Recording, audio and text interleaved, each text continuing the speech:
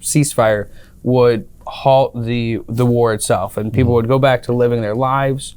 And if that were to happen at this point before Israel achieves its goals, what that would look like effectively would be Hamas still in power in Gaza with their military arsenal still available to them.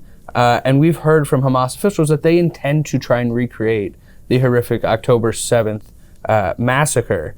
And so for Israel, worrying about the safety of its own people, they've decided that it is not tenable for Hamas to remain in power in Gaza with their military capabilities. And the U.S. backs that position. Welcome to Reporter's Notebook, where we talk to the Washington Examiner's top journalists about the stories breaking on their beats. I'm Jim Antle. I'm joined today by defense reporter Mike Brest. Mike, we've been contending with this situation with Iranian attacks on American troops in Iraq and Syria. Talk a little bit about where things stand right now. So everything we're talking about relates to about the last 3 or 4 weeks since mid-October. And so the U.S. has troops in Syria and in Iraq on the Defeat ISIS campaign. That's why they're there, to make sure that ISIS doesn't grow further or expand at all. Those U.S. troops have now been attacked almost 4 times by one-way drones or missiles since October 17th exactly. And so in these 46 attacks, there have been 56 U.S. service members who have been injured.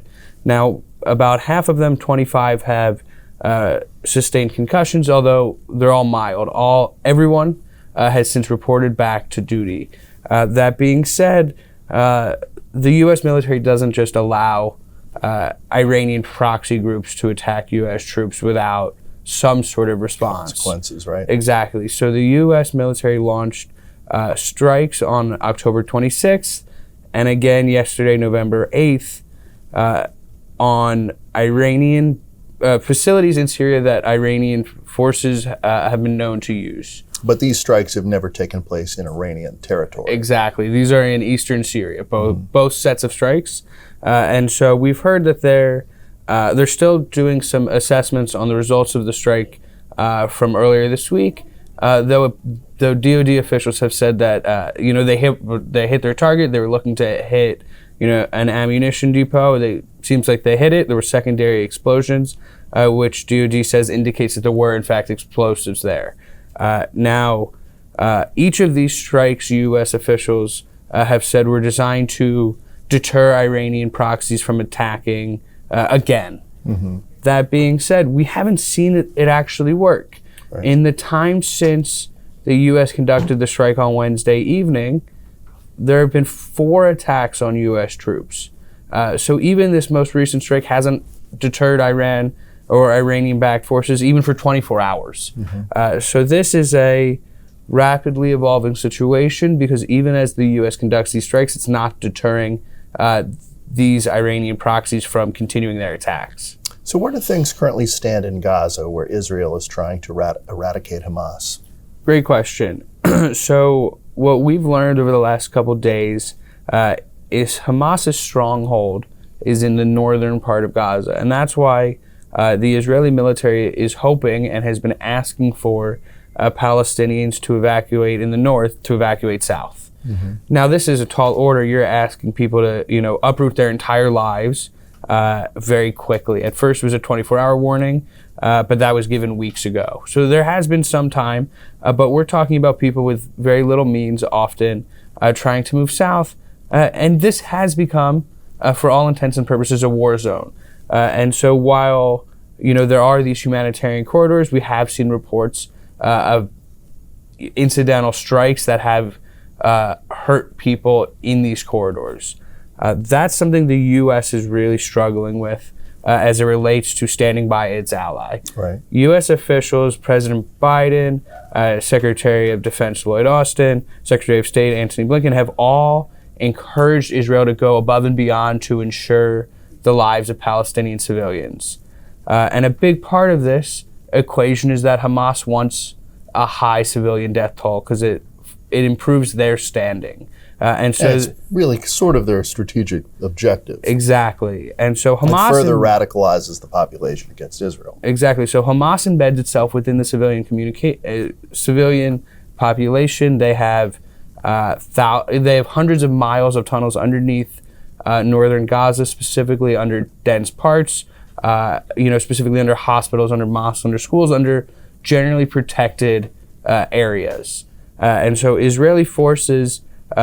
the first couple weeks of their campaign was done primarily through airstrikes, and we saw horrific images of blocks being leveled by these Israeli strikes.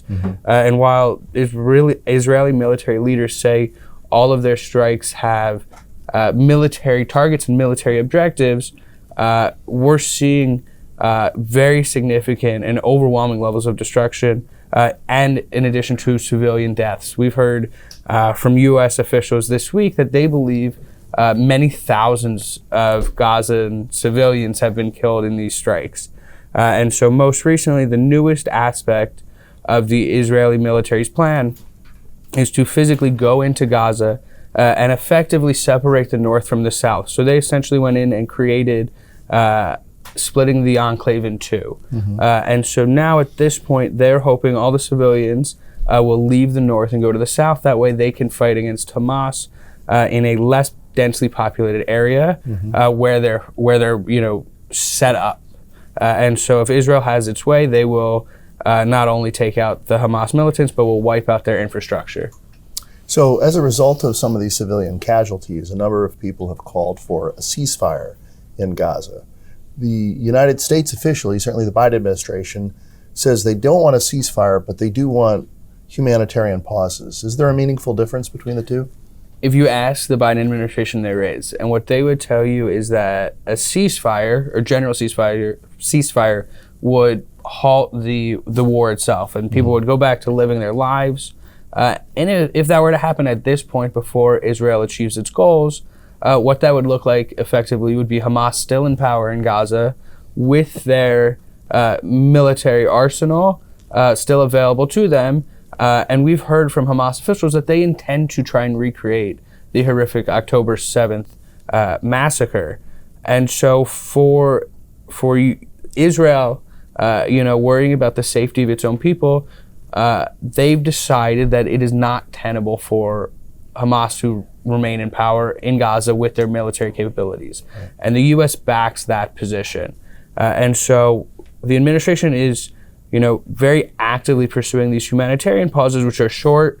Sometimes it could be a couple hours, sometimes it could be a couple days of just brief pauses in fighting to allow for aid to get in, injured civilians to get out and receive more treatment.